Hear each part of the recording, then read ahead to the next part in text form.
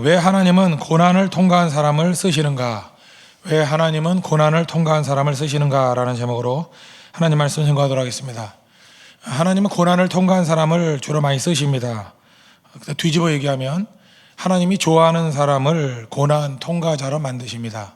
하나님은 왜 고난 통과를 하게 만드나? 한마디로 얘기해서 성숙과 유익이 있기 때문에 그렇습니다. 우리 욥기서 23장 10절 보니까 그가 내가 가는 길을 그가 아시나니 그가 나를 단련하신 후에는 우리를 순금같이 나오게 한다, 이렇게 말씀합니다. 그러니까 고난에는 분명히 유익이 있다는 거예요. 무슨 유익입니까? 크게 보면 두 가지예요. 첫 번째는 인격을 변화시켜 주는 것, 또 하나는 하나님만 의지하는 믿음을 주는 것. 그러니까 인격적인 변화, 믿음의 성장. 그런 의미에서 하나님께서 우리에게 고난 통과는 반드시 하게 만든다는 것입니다. 첫 번째 인격인데, 인격이라는 것은 넓은 사람을 품게 만드는 능력입니다. 그러니까 어떤 사람이 인격이 있는지 없는지 뭘 보고 아느냐? 그 사람의 스케일이에요. 얼마나 품을 수 있는가. 그러니까 인격이 없는 사람은 자기밖에 모릅니다. 독불장군이고, 기껏해야 가족 정도. 그런데 인격이 있는 사람이 되면은 그 넓은 사람들, 심지어 원수까지도 품을 수 있습니다. 그게 인격이라는 거예요. 고난 통과하지 않으면 절대로 인격자가 될 수 없다는 것입니다. 바리새인 있죠. 바리새인의 특징이 뭡니까? 인격이 없어요. 이 사람들은 그 정의를 독점합니다. 항상 내가 옳다 이런 생각을 가져요. 그러다 보니까 자기가 옳으니까 확신에 처하게 됩니다. 그러니까 더 강경해져요. 그리고 더 고집불통이 돼버리고 무리하게 돼버리고. 그래서 우리 가운데도 보면은 자기만이 옳다라고 생각하는 사람도 보면은 아주 오만불선하기 짝이 없습니다. 왜 그러냐? 확신이 있기 때문에 그렇다라는 거예요. 근데 이게 바리새인만 그런 게 아니고 이성의 기반을 둔 모든 시스템이 다 그렇다는 것입니다. 자기가 이성적으로 옳다라고 이렇게 확신하잖아요. 그러면 감정은 필요가 없는 거예요. 옳은 거니까 무슨 일을 해도 된다, 이렇게 생각을 합니다. 사실은 이성과 이렇게 충돌해가지고 이성이 세워지게 됐던 계기들이 있습니다. 우리 한국 교회 같으면은 과거에 좀 약간 천박한 부흥사 시대가 있었습니다. 흰 양복 입고 구두 신고 나와가지고 반말하면서 말도 안 되는 좀 일들을 좀 많이 했습니다. 그래도 영적인 능력이 있는지 모르지만 좀 이렇게 무례하고 그랬던 분들이 있습니다. 오래 가면 싫거든요. 헌금 얼마 할 사람 일어서라 그러고 이런 거 시키니까. 그러다 보니까 상식의 기반을 둔, 이성의 기반을 둔 좀 접근을 해야 되겠다. 그래서 나온 게 제자훈련입니다. 철저히 이성이에요. 하나님 말씀을 이성적으로 보고 귀납적으로 보고 몰상식한 거 추방해버리자. 많은 사람이 열광했죠. 이게 일종의 이성이 세워지게 되는 과정입니다. 그러다 보니까 이성은 항상 내가 옳거든요. 그래서 감정을 무시하게 될 가능성이 큽니다. 우리나라 민주화도 마찬가지입니다. 민주화의 반대 시절이 언제입니까? 제가 대학 다닐 텐데 독재입니다. 독재의 특징은 폭력이거든요. 대학교에 들어와가지고 막 사람 때리기도 하고 경찰이. 폭력은 이게 몰상식한 거잖아요. 그러니까 민주화 운동은 이성이었습니다. 이성적인 접근을 하니까 사람들이 그걸로 끌려가죠. 근데 시간이 지났습니다. 이제 이성이 승리를 했어요. 이성이 승리를 하고 난 다음에 이제 문제라고요. 옳거든요. 승리했거든요. 그러다 보니까 양보가 없습니다. 내가 옳다라는 거예요. 그 확신 그대로 끌고 나갑니다. 그러다 보니까 감정이라는 것이 메말라가기 시작해요. 언제나 그 수순을 밟아요. 우리나라 교회도 마찬가지죠. 감정을 다 잃어버리고 나중에는 좀 이상한 곳으로 가게 된다는 것입니다. 우리나라 민주화도 마찬가지죠. 강준만 씨가 썼던 글 보니까 싸가지 없는 진보 이런 글이 있더라고요. 진보주의자들은 자기가 옳다라는 확신이 너무 강해가지고 이성이 너무 강해가지고 그것만 주장한다는 거예요. 그래서 사람들의 감정을 추스리지 못한다. 그걸 싸가지라 그랬어요. 싸가지 없는 진보. 똑같은 접근이라고 생각을 합니다. 자꾸만 이런 식으로 이성이 승리를 하다 보면 나타나는 현상이 뭐냐면 자기들끼리 모여있는 곳에서는 맞는 얘기거든요. 그러니까 내부에서는 일치가 돼요. 근데 그 문방만 나가도 이상한 사람이 돼버리는 거예요. 그래서 예선전에서는 승리하는데 본선에서는 항상 실패하는 그런 모습이 있습니다. 교회도 마찬가지예요. 교회 안에서는 항상 옳아요. 근데 교회 밖만 나가면 웃기는 얘기가 돼버리는 것들이 되게 많다는 것입니다. 왜 그래요? 이성의 기반을 둘 때는 항상 그런 일이 벌어지게 된다는 것입니다. 그런데 하나님께서 이 올바른 이성을 균형 잡힌 이성으로 만들기 위해서 주시는 게 뭐냐? 그게 고난이라는 거예요. 고난 당하면 언어가 바뀝니다. 독선이 사라져요. 그리고 이해하게 돼요. 그리고 자기가 주장하는 바를 몸으로 체득한 것을 증거하게 되어 있습니다. 그래서 부드러워지게 되어 있다는 거예요. 고난이 그래서 중요한 것입니다. 욥기 보십시오. 욥이 자기가 옳다라는 것을 말씀을 근거로 해서 외치잖아요. 틀린 거 없죠. 근데 약간은 좀 싸가지가 없죠.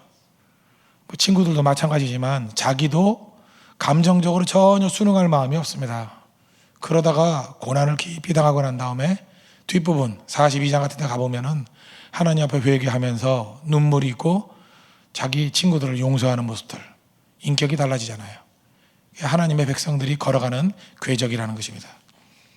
여러분 이렇게 생각하면 돼요. 내가 옳은데 이상하게 적이 많다. 인격이 없는 겁니다. 내가 분명히 말씀대로 살아가는 것 같이 보이는데 너무 좁다. 인격이 없는 거예요. 이제 기다리고 있는 게 있습니다. 고난이 기다리고 있어요. 그것 때문에 고난이 오는 경우도 있지만 하나님이 사랑하기 때문에 고난 주셔요. 무지 외로울 거예요. 혼자 통곡할 거예요. 쓰라림이 있을 거예요. 그래야 넓어진다고요. 그래야 자기 자아가 깨지고. 옳은 것만 가지고는 불가능합니다. 그것은 한계가 있어요. 여기 보니까 8절, 9절 보니까 바울이 이렇게 얘기를 해요. 나는 살 소망까지 끊어졌다. 자기 아픔을 토로하죠. 연약함을 토로하잖아요. 솔직해지잖아요. 이게 자기 이성 갖고 사는 게 아니잖아요. 공감하잖아요. 거기다가 사형 선고까지 받았다. 이게 무슨 얘기예요? 아픔을 토로하니까 공감이 생긴다는 거예요. 고난당한 사람은 이런 길을 걸어간다는 것입니다.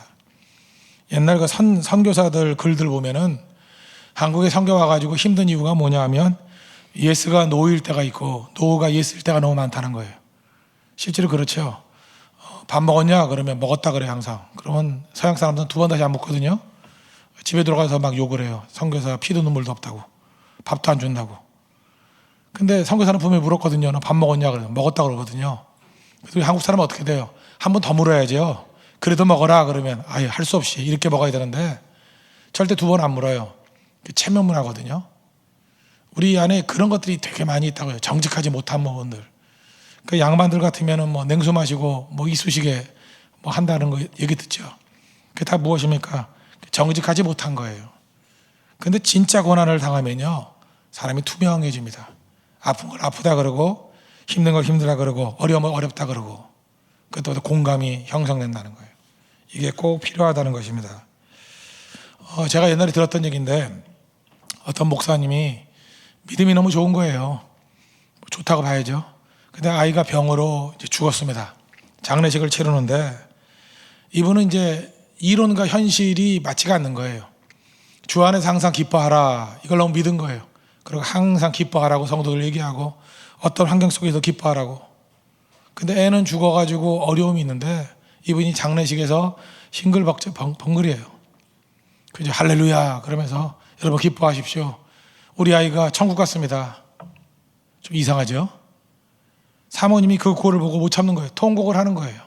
통곡을 하니까 이 목사님이 사모님한테서 뭐라 그러는 거예요. 주 안에서 항상 기뻐하라는데 뭐냐고. 진짜 있었던 일입니다. 그때 그 사모님 얘기가 그 얘기예요. 정말 가슴이 와닿는 것 같아요. 나도 당신처럼 천국이 있는 거 다 알고 믿는다고. 근데 아들이 죽어서 슬프다고. 그게 정답이에요. 예수님이 나사로가 다시 살아날까 몰랐나요? 알았죠. 그러나 나사로의 무덤 앞에서 우셨습니다. 잊지 말라고요. 사람이 한번 이렇게 이성적으로 뭘 알았다, 뭘 주워 들었다, 그러면 피도 눈물도 없는 이상한 사람 돼버릴 때가 많아요. 감정은 감정인 거예요. 어떤 사람은 그래요. 내가 죄를 졌는데 한번 회개하면 하나님이 기억도 안 하고 다 용서해 주셨다.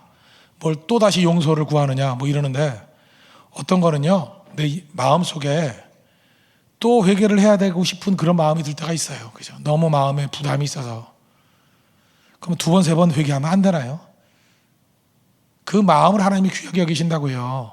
또 회개해도 돼요. 다 용서받은 거 알아요. 그러나 아픈 마음으로 또 회개하고 해도 주님이 너는 한 번 회개했는데 왜 또 회개하냐 그런 식으로 나가지 않는다고요. 그 마음을 이해하신다고요. 어떤 때는 이럴 때가 있어서 제가 어렸을 때 우리 담임 목사님께서 모든 영광을 하나님께만 돌려야 된다고. 전 정통적인 장로교였으니까 근데 성가대가 찬양을 너무 잘한 거예요. 박수 치고 싶은 마음이 너무 생기는데 박수를 치니까 막 그래서 너 이단이라고. 영광을 하나님께만 돌려야 되는데 왜 인간에게 영광을 돌리냐고. 왜 이렇게 피도 눈물도 없어졌는지 모르겠어요. 인간의 본능이거든요. 너무 잘해서 인간에게 돌리는 게 아니죠. 저렇게 잘하는 인간을 주신 하나님께 영광을 돌리는 거죠. 우리 이렇게 돌려가면서 얘기하잖아요. 하나님이 그렇게 피도 눈물도 없는 분이 아니라는 거예요. 감성이 있어야지, 감성이. 이성이 옳다 그러는 순간에 우리는 무슨 짓을 해도 된다고 생각을 해요. 그게 문제라는 거예요. 그래서 우리 이제 돌쇠라고 어떤 놈 완장 하나 채워놓으면요, 그게 권력이죠, 권위죠. 그리고 옳은 거죠. 그러면 무슨 짓도 다 해요. 옳은 것도 정도가 있는 겁니다. 옳은 거면 그 정도에 맞게 주장하면 되는 거예요. 한 번 옳다고 모든 걸 다 할 수 있는 게 아니라고요. 근데 우리는 한 가지 옳은 거, 한 사람이 죄를 봤다 그러면 죽을 때까지 펴려고 그러고, 내가 옳다 그러면 죽을 때까지 주장하려고 그러고, 다 뭐예요? 인격이 없는 겁니다. 인격의 문제예요. 그래서 인격을 보려고 그러면 어떤 사람에게 한번 힘을 줘보면 알아요.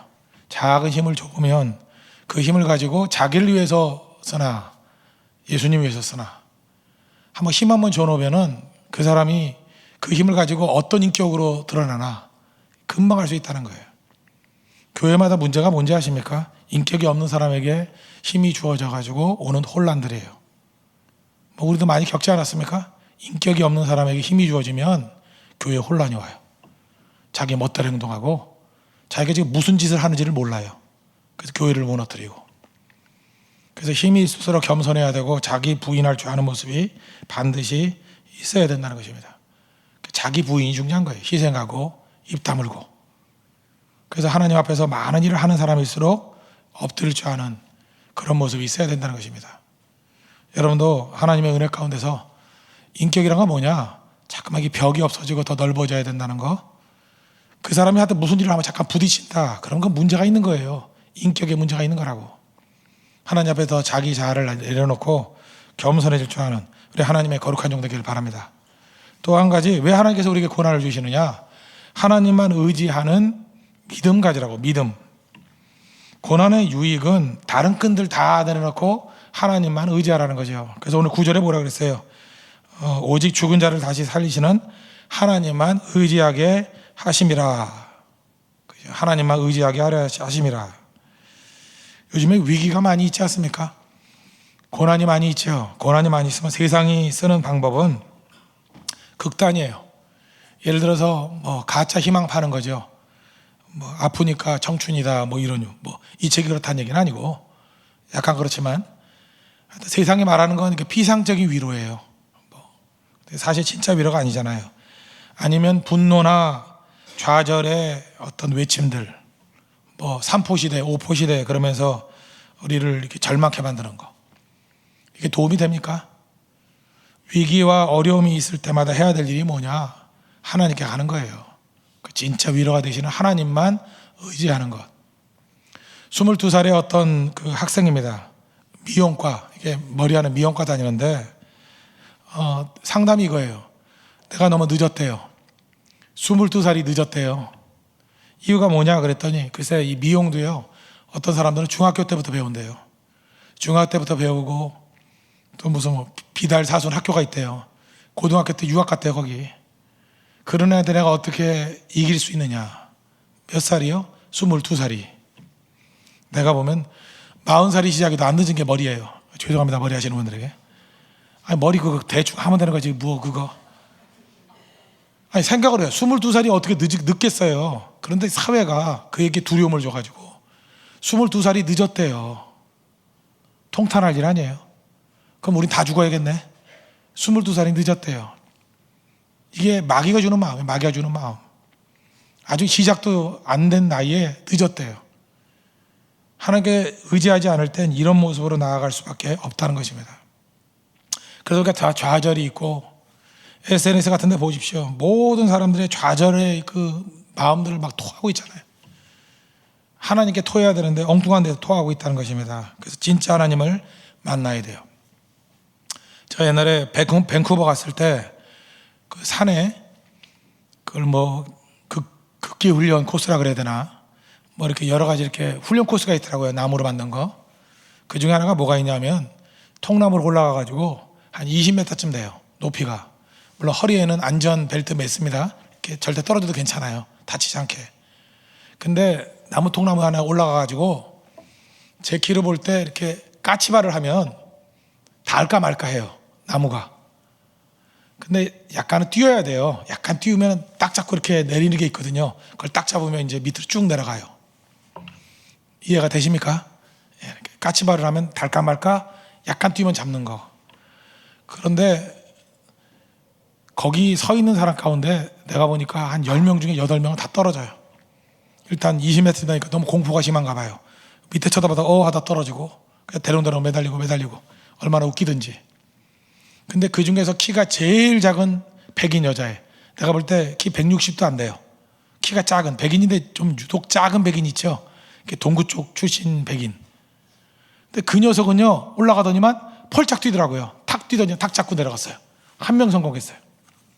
제가 그걸 보면서 느꼈던 게 뭐냐면 이런 거였어요. 키가 커가지고 조금만 까치발하면 돼. 그런 사람들은 다 떨어져요. 근데 이 여자애는 까치발로 안 돼요. 걔는 까치해도 안 돼요. 키가. 처음부터 한 거예요. 내가 저걸 잡을 수 있는 길은 오직 내 발 힘 믿고 그리고 저 로프하고 나무가 안전하다는 거 믿고 뛰는 것밖에 없다. 믿고 뛰었어요. 그리고 잡고 내려오더라고요. 멋지게. 다 박수 쳤어요. 전 그 장면이 생각이 나더라고요. 그게 믿음이에요. 하나님 앞에 우리가 너무 믿을 게 많은 거예요. 내 키를 믿고 내 힘을 믿고 내 까치발을 믿고 조금만 더 하면 될 것 같고 그런 사람들은 다 넘어져요. 근데 아예 처음부터 내 힘으로 될 건 아무것도 없다. 나는 주님 믿고 뛸 수밖에 없어. 그런 사람이 뛸 때 그거 자꾸 내려오는 거라고요. 고난이 뭔지 아십니까? 내 인생 가운데 의지할 만한 쓸데없는 것들 다 포기하게 만드는 게 고난이에요. 너무 믿을 게 많아가지고 아무 일도 못하는 거예요. 하나님께서 여러분들 왜 자꾸 고난 주시는지 알아요? 그 믿지도 못할 것, 믿을 만한 것이 다 아닌 것들을 의지하면서 시간 낭비하지 말라는 거예요. 그 믿을 것도 아닌 돈 믿으면 돈 싹 걷어가 버리고요. 그 믿을 것도 아닌 체력 믿으면 체력도 걷어가 버리고요. 그 믿을 것도 되지 않는 인간관계, 뭐 백들 이런 거 다 걷어가 버린다고요. 그래서 오직 하나님만 믿고 의지하게 만든다는 것입니다. 그러면 세상과 나는 간대없고 오직 구속한 주만 보이도다. 주님 보이는 게 고난의 목적입니다. 잘 보세요. 고난이 우리에게 나쁠 게 하나도 없죠? 인격적으로 좋아지고. 그래서 우리 교회도 많은 성도들이 좀 좋은 인격의 사람이 되었으면 좋겠어요. 막 품어야 돼요. 앞에 보니까 뭐 우리 새가족 부모 뭐 한다 그러는데 새가족과 간사들 제가 볼 때 인격적으로 고난을 통해서 많이 다듬어지지 않으면요 절대 초신자들 못 분수입니다. 자기들끼리 싸울 가능성이 아직 되게 커요.